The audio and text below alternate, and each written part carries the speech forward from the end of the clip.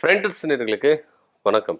அதாவது பாஜக ஒத்த காலில் நிற்கிறாங்க. நான் பிடிச்ச முயலுக்கு 3 கால் தான் அப்படின்ற ஒரு விஷயத்துல என்ன பண்றாங்க, உறுதியா நிற்கிறாங்க. தமிழ்நாட்டில் கூட்டணி ஆட்சி தான், அதுல எந்தவித மாற்று கருத்தும் இல்லை அப்படின்ற ஒரு விஷயத்துல உறுதியா இருக்கிறாங்க. ஆனா அதிமுக என்ன பண்றாங்கன்னா, கூட்டணி ஆட்சி இல்லை அப்படின்னு ஒரு விஷயத்துல உறுதியா இருக்கிறாங்க. ஸோ தேர்தலுக்கு பாத்தீங்கன்னா இன்னும் நிறைய டைம் இருக்கு. ஆனா இப்பவே பாஜக என்ன பண்றாங்கன்னா திணிக்கிறாங்க. கூட்டணி ஆட்சி தான் அப்படின்றத உறுதிப்படுத்துறாங்க.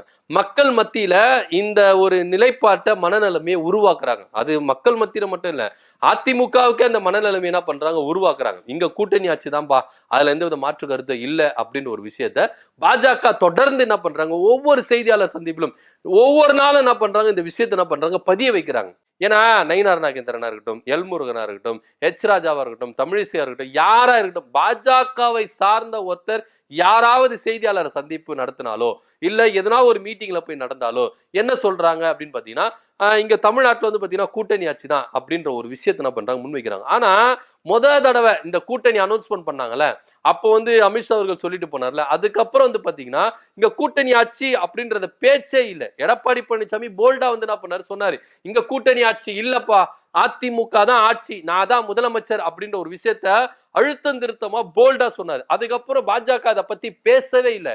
அதுக்கப்புறம் மதுரைக்கு போனார் பாத்தீங்களா, மதுரைக்கு போன பிறகு பாத்தீங்கன்னா பாஜகவுடைய குரல் ஓங்கி ஒலிக்க ஆரம்பிச்சது. கூட்டணி ஆட்சி தான், கூட்டணி ஆட்சி தான். அதிமுகவுடைய குரல் அப்படியே என்ன பண்ணுச்சு, சைலண்ட் ஆயிருச்சு. இது வரைக்கும் எடப்பாடி பழனிசாமி தரப்புல இருந்து நாங்க என்ன பண்ண போறோம், கூட்டணி ஆட்சி கிடையாது, அப்படி கூட்டணி ஆட்சின்னு சொன்னீங்கன்னா கூட்டணியை விட்டு நாங்க வெளியேறுவோம் அப்படின்னு சொல்லிட்டு பகிரங்கமா எடப்பாடி பழனிசாமி சொல்லவே இல்லை அப்படின்றது தான் நிதர்சனம். உண்மை அறிக்கை விட்டாரு. என்ன அறிக்கை விட்டாரு, இங்க அதிமுக தனி பெரும்பான்மையா வின் பண்ணி ஆட்சி அமைக்கும், அதிமுக கபலீகரம் பண்ணக்கூடாது அப்படின்றத முதல்வர் ஸ்டாலின் அவர்களுக்கு அறிக்கை விட்டதா அப்படியே பாஜகவும் சொன்னார். ஆனா அது முதல்வர் ஸ்டாலினுக்கு எல்லாம் விடல. ஏன் அப்படின்னு பாத்தீங்கன்னா, அதிமுக கபலீகரம் பண்றதே பாத்தீங்கன்னா பாஜக தான். பாஜக என்ன நினைக்குதுன்னா, எதுக்கு நம்ம எடப்பாடி பழனிசாமியை பிடிக்கணும், எஸ்பி வேலுமணி இருக்கிறாரு, செங்கோட்டையன் இருக்கிறாரு, நமக்கு ஜால்ரா அடிக்கிறவங்க அவங்க போதுமே, பாஜகவுக்கு கூஜா தூக்குறவங்க அவங்க போதுமே, எதுக்கு எடப்பாடி பழனிசாமி? அதனால இவங்களை நம்ம முதலமைச்சரா தேர்ந்தெடுத்துக்குவோம். அவங்களுக்கு தேவை ஒரு பொம்மை முதலமைச்சர். எப்படி அம்மையார் ஜெயலலிதா அவர்கள் இறந்த பொழுது எடப்பாடி பழனிசாமி 4 வருஷம் ஒரு பொம்மை முதலமைச்சரா இருந்தாரோ, அதே போல அவங்களுக்கு ஒரு பொம்மை முதலமைச்சர் வேணும். அதுக்கு எடப்பாடி பழனிசாமியா இருந்தா என்ன, செங்கோட்டையனா இருந்தா என்ன, எஸ்பி வேலுமணியா இருந்தா என்ன? ஏன்னா எடப்பாடி பழனிசாமியை பத்தி அவங்களுக்கு நல்லாவே தெரியும். இவரு காரியம் ஆவற வரைக்கும் காலை பிடிப்பாரு, காரியம் முடிஞ்சோடனே எப்படி காலை வாரி விட்டு போவாரு அப்படின்ற ஒரு விஷயம் பாஜகவுக்கு நல்லாவே தெரியும். அதனாலதான் பாஜக எடப்பாடி பழனிசாமியை நம்பி அந்த முதலமைச்சர் பதவி கொடுக்கறதுக்கு தயாராகவே இல்லை. அதனாலதான் அமித்ஷா அவர்கள் என்ன சொன்னார்னா, அதிமுக ஒரு நபர் முதலமைச்சர் தேர்ந்தெடுக்கப்படுவார் அப்படின்னு ஒரு விஷயத்தை அழுத்தமா சொன்னார். எடப்பாடி பழனிசாமி தான் முதலமைச்சர் அப்படின்னு சொல்லிட்டு வந்த பாஜக வாயி என்ன சொல்லுது, அதிமுக இருந்து ஒரு முதலமைச்சர் நாங்க தேர்ந்தெடுப்போம் அப்படின்னு சொல்லுது. இன்னைக்கு எல்முருகன் அவர்கள் என்ன சொல்றாரு, எங்க முதலமைச்சர் வேட்பாளரை அமித்ஷா அவர்கள் தேர்ந்தெடுப்பாரு அப்படின்னு என்ன பண்றாரு, ஓப்பனாவே சொல்லிட்டாரு. முதலமைச்சர் பதவி அமித்ஷா தான் தேர்ந்தெடுக்கணும், எடப்பாடி பழனிசாமி முதலமைச்சர் இல்ல அப்படின்னு ஒரு விஷயத்த பாஜக அமித்ஷா அவர் சொன்ன உடனே இங்க இருக்கிற பாஜக நிர்வாகிகள் எல்லாம் அந்த மைண்ட் செட்டுக்கு வந்துட்டாங்க. நமக்கு அமித்ஷா அவர்கள் என்ன சொல்றாரோ அதுதான் வேத வாக்கு, அமித்ஷா என்ன சொல்றாரோ அதான் நம்மளுக்கு வழிகாட்டி அப்படின்னு ஒரு விஷயத்துல பாஜக இங்க என்ன பண்றாங்க, மைண்ட் செட் பண்ணிக்கிறாங்க. எடப்பாடி பழனிசாமி தான் முதலமைச்சர் அப்படின்னு சொல்லிட்டு இருந்த பாஜக காரங்க அமித்ஷா அவர்கள் யாரை கை காட்டுறாரோ அவர் தான் முதலமைச்சர் அமித்ஷா தேர்ந்தெடுப்பாரு, அதனால அவருக்கு தீர்ப்பு தான் இறுதியானது அப்படின்ற ஒரு விஷயத்துல வந்துட்டாங்க. ஆனா இங்கதான் எடப்பாடி பழனிசாமி இப்பவே உஷாராயி பாஜகவுக்கு தக்க பதிலடி கொடுக்கலனா இங்க அதிமுக விழுங்கப்படும்.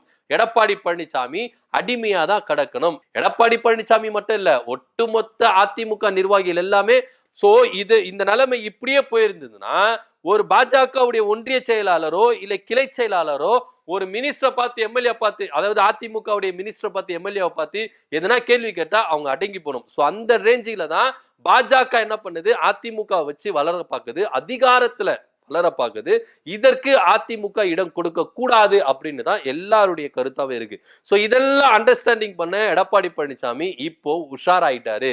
ஏன் அப்படின்னு பாத்தீங்கன்னா, இப்படியே விட்டு இருந்தா நம்மளுடைய நிலைமை வேற மாதிரி போயிடும். அதனால பாஜகவை இப்பவே நம்ம என்ன பண்ணணும், மட்டம் தட்டணும் அப்படின்ற ஒரு விஷயத்துலதான் சைலண்டா அறிக்கை விட்டு இருக்காரு எடப்பாடி பழனிசாமி. சோ இந்த சைலண்டா அறிக்கை விடுறது பத்தாது, நீங்க என்ன பண்ணும், வெளியரங்கமா போல்டா என்ன பண்ணும், அறிக்கை விடணும் அப்படின்றது தான் எல்லாருடைய கோரிக்கையும் இருக்கு. ஏன்னா இவர் என்னைக்கு வந்து பாஜகவை எதிர்க்க ஆரம்பிக்கிறாரோ அப்பதான் அதிமுக இருக்கிறவங்களுக்கு என்ன பண்ணும், நம்பிக்கை வரும். எடப்பாடி பழனிசாமி பரவாயில்ல, நம்ம வந்து பாஜக இந்த அளவுக்கு ஒரு ஜித்து வேலை எல்லாம் காட்டுது, இந்த ஜித்து வேலைக்கு எடப்பாடி பழனிசாமி ஷார்ப்பா என்ன பண்றாரு, அதிரடியா என்ன பண்றாரு, ஒரு முடிவை சொல்றாரு, அறிக்கை விடுறாரு, இவர் தான்ப்பா ஒரு தலைவர் அப்படின்னு ஒரு விஷயத்துல அதிமுக காரங்களை என்ன பண்ணுவாங்க, எடப்பாடி பழனிசாமி மேல நம்பிக்கை வைப்பாங்க. ஏன்னா இப்போ பாஜக என்ன நினைக்குது அப்படின்னு பாத்தீங்கன்னா, எடப்பாடி பழனிசாமி ஒரு அதிகாரமிக்க தலைவர் இல்ல, அவரை டம்மி ஆக்கணும்ன்றதுக்காக தான் செங்கோட்டையனும் வேலுமணியும் அவங்க என்ன பண்றாங்க, கையில் எடுத்திருக்கிறதா தகவல் இருந்திருக்கு. ஏன்னா கொங்கு பெல்ட்ல நீங்க பாத்தீங்கன்னா எடப்பாடி பழனிசாமியை விட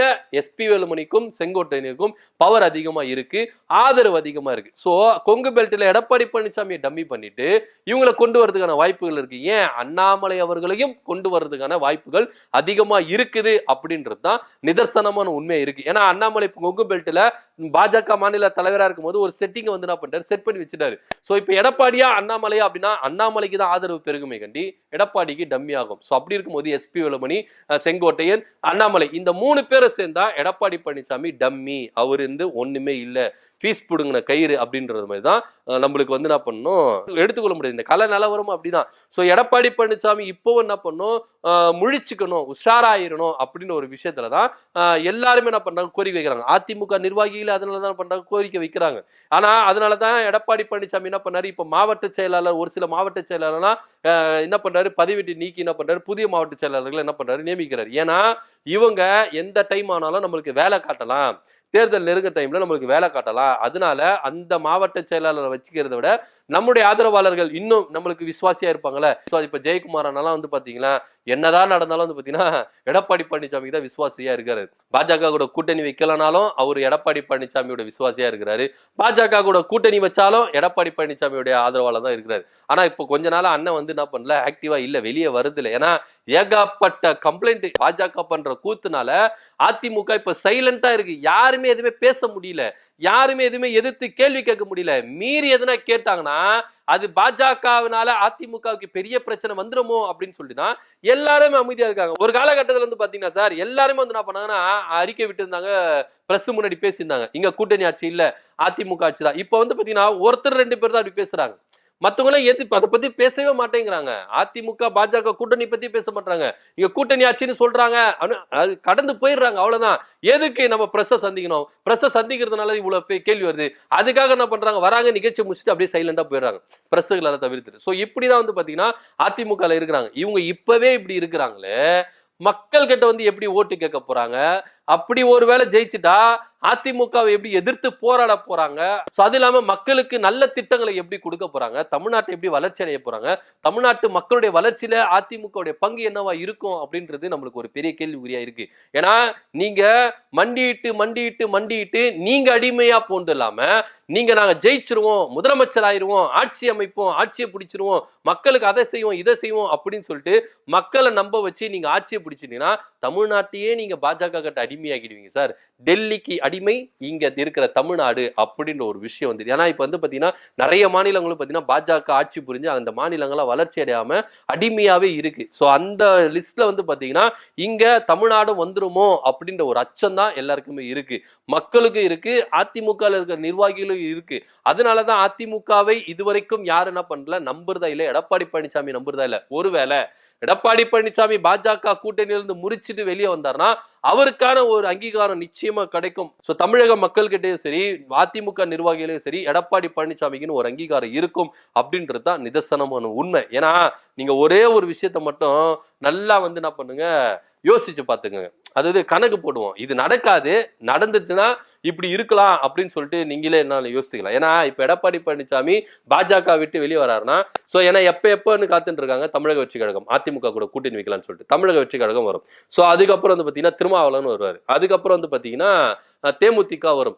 ஏன்னா இப்போ வந்து பாத்தீங்கன்னா அதிமுக செதறி கிடக்குறாங்களா ஒரு சிலர், அவங்கள வந்து என்ன பண்ணுவாங்க, எடப்பாடி பழனிசாமி நம்பி உள்ள வர்றதுக்கான வாய்ப்புகள் அதிகமா இருக்கு. இப்படி வந்து நிக்கும் பொழுது இங்க திமுகவுக்கு ஒரு நல்ல டஃப் கொடுக்குற மாதிரி இருக்கும். அவங்க ஜெயிக்க மாட்டாங்க, அது வேற விஷயம். ஆனா இருந்தாலும் டஃப் கொடுக்குற மாதிரி இருக்கும். ஆனா இப்போ எடப்பாடி பழனிசாமி இது எல்லாத்தையும் உதறி தள்ளிட்டு பாஜக கூட கூட்டணி வச்சதுனால திமுகவுக்கு ரூட் கிளியர் ஆயிடுச்சு. இப்போ எப்படி டிராபிக் வந்து அடைச்சுட்டு இருக்கும் போது போக முடியாம இருக்கும், அந்த டிராபிக்கை விலக்கி விட்டா எப்படி வண்டி ஸ்பீடா போகுமோ அது மாதிரி திமுகவுக்கு இந்த தேர்தல் 2026 தேர்தல் அதிமுக பாஜக கூட கூட்டணி வச்சதுனால ரூட் கிளியர் ஆயிருச்சு. 200ல 234 அடிச்சு தூக்கிட்டு போயிருவாங்க, வரலாற்று சாதனை படிச்சுச்சுப்பா திமுக கூட்டணி அப்படின்ற ஒரு பேரு தான் 2026ல பொறிக்கப்படும் அப்படின்ற ஒரு விஷயம் நம்ம கண் முன்னே இருக்கு அப்படின்றதுதான் நிதர்சனம், உண்மை இருக்கு. என்ன வேணா நடக்கலாம் சார், அதிமுக இப்படி அடிமையா போயிடலாம், அடிமையின் உடம்பில் ரத்தம் எதற்கு அப்படின்ற சொன்ன மாதிரி திடீர்னு என்ன பண்ணலாம், நாங்க அடிமை கிடையாது, நாங்களும் எதிர்த்து போராடுவோம் அப்படின்னு சொல்லிட்டு அதிமுகவுக்கு வீரம் வந்து அவங்கள வந்து என்ன பண்ணலாம், பாஜக எதிர்க்கிறதுக்கு வாய்ப்புகள் அதிகமா இருக்கு. அதுல எந்த வித மாற்று கருத்துல பொறுத்திருந்து பார்க்கலாம் என்ன நடக்குது அப்படின்னு. சோ எடப்பாடி பழனிசாமி தான் சிஎம், ஆனா இங்க வந்து பாத்தீங்கன்னா கூட்டணி ஆட்சி அப்படின்னு சொல்லிட்டு இருந்த பாஜக இன்னைக்கு என்ன சொல்றாங்க அப்படின்னு பாத்தீங்கன்னா, அமித்ஷா யார கை காட்டுறாரோ அவங்க தான் முதலமைச்சர் அப்படின்னு எடப்பாடி பழனிசாமியை தவிர்த்துட்டு என்ன பண்றாங்க சொல்றாங்க. இது வந்து பாத்தீங்கன்னா அதிமுக பெரும் சலசலப்பை ஏற்படுத்தியிருக்கு, தமிழக அரசியல் வந்து பாத்தீங்கன்னா சலசலப்பை ஏற்படுத்தியிருக்கு. இதை பத்தி உங்களுக்கு கருத்து என்ன அப்படின்றது கீழே கமெண்ட் பண்ணுங்க. நன்றி, வணக்கம்.